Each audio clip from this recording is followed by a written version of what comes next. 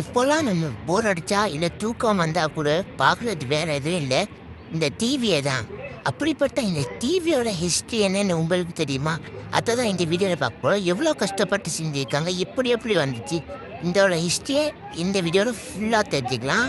மறக்காமல் இந்த மாதிரி நிறைய விஷயம் தெரிஞ்சுக்கிறதுக்கு சப்ஸ்கிரைப் பண்ணிக்கோங்க. 1925ஆம் வருடத்தின் ஜான் லொகி பேட் உலகின் முதல் மெக்கானிக்கல் தொலைக்காட்சியை கண்டுபிடித்தார். என்னடா இது, இதுல இவ்வளவு சின்ன ஸ்கிரீனா இருக்குது, ஆனா சத்தம் மட்டும் எவ்வளவு பெருசா கேக்குது அப்படின்னு சொல்லி 1927ஆம் வருடம் பிலோ ஃபான்ஸ்வர் என்ற மனிதன் ஒரு அறையின் சைஸுக்கு ஒரு டிவியை கண்டுபிடித்தார்.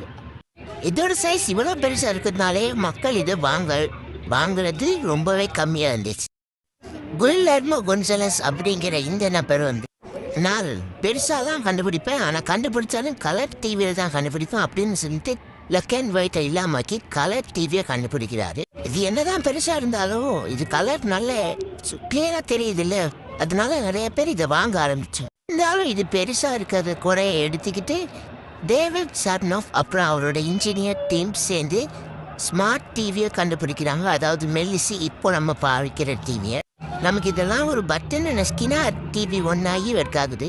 பழைய காலத்தில் இதுக்காக தான் ரொம்ப பெரிய ஹிஸ்ட்ரி ஒன்றே க்ரியேட் பண்ணி வச்சுருக்காங்க. அவ்வளோ கஷ்டப்பட்டு தான் இதெல்லாம் க்ரியேட் பண்ணியிருக்காங்க. இதுக்கப்புறம் தான் இந்த மாதிரி ஒரு ஸ்மார்ட் டிவி கிடச்சிருக்கு. இதை மாதிரி நிறையா ஃபேக்ட்ஸ் பார்க்க நம்ம சேனல் சப்ஸ்கிரைப் பண்ணிங்க. அடுத்து எதை பற்றி போடலாம் அப்படிங்கிறத கமெண்ட் பண்ணிட்டு போங்க. திரும்பவும் சொல்கிறேன், மறக்காமல் சப்ஸ்கிரைப் பண்ணிட்டு பாருங்க. அப்படியே சைடில் லைக்கை தட்டி விட்டு பெல் ஐக்கானே கிளிக் பண்ணிக்கோங்க. இப்போ தான் தினமும் போடுற வீடியோஸ் பார்க்க முடியும்.